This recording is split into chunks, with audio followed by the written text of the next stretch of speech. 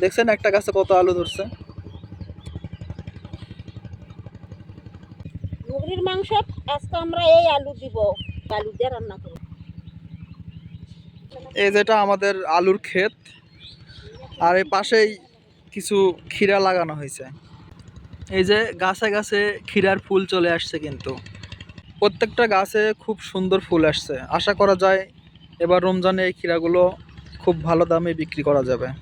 অল্প কিছু আলু উঠিয়ে নিয়ে যাওয়া হচ্ছে।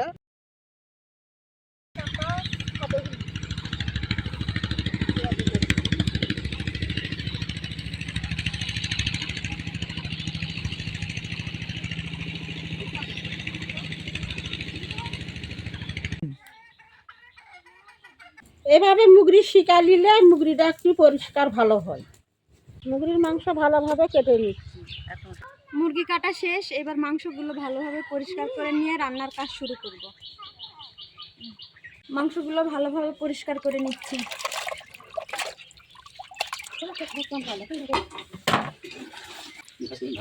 যাও, আমি পুষলি খাবে, যাও তো তোমার সাথে খিলাও।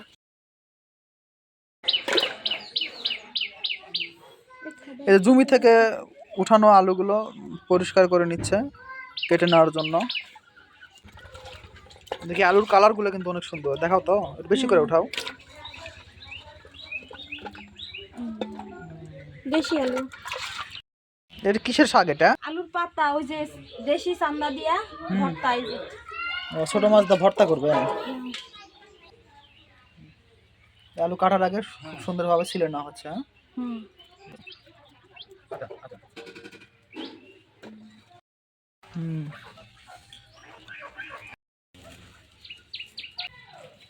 আলুগুলো হালকা করে ভেজে নিব।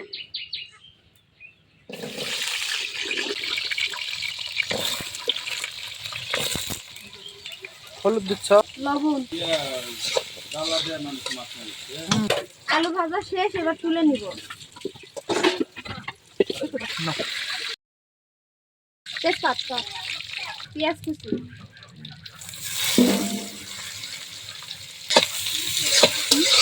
দাও। গোলমরিচ, সাদা এলাচ, কালো এলাচ,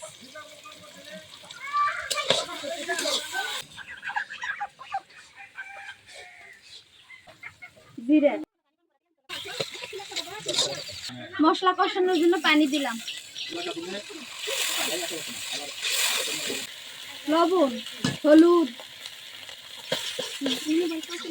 গুঁড়া মরিচ পরিমাণ মতো,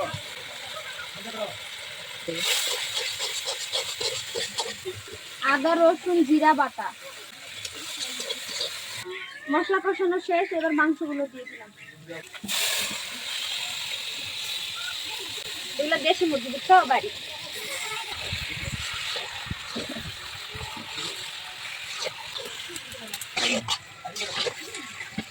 ঢেকে দিলাম। মাংস থেকে পানি বের হয়ে মাংস ওই পানি দিয়ে কষানো হয়ে যাবে। মাঝে মধ্যে দুই একবার করে নাড়তে হবে।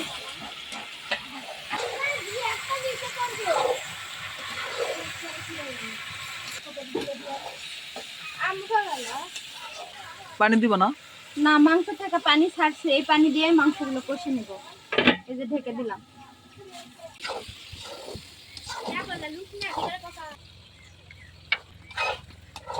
কয়েকটা গোটা রসুন দিয়ে দিলাম। ভেজে রাখা আলু দিয়ে দিলাম। দেশি আলু সাথে দেশি মুরগির মাংস।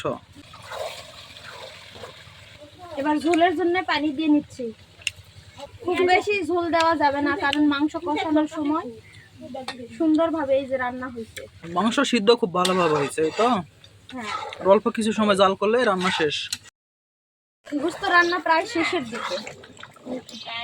দেশি মুরগি আর দেশি আলু তো একটু ঝোল ঝোল খাবো। একটু লবণ টেস্ট করে দাও।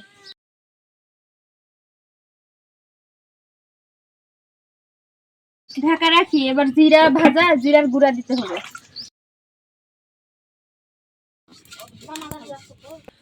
কেন, শাশুড়ি কি বুদ্ধি, কারেন্টের বাল্ব দিয়ে জিরা গুঁড়া করবে। জিরা গুঁড়া করে কলা দাও, জিরা দাও। জিরার গুঁড়া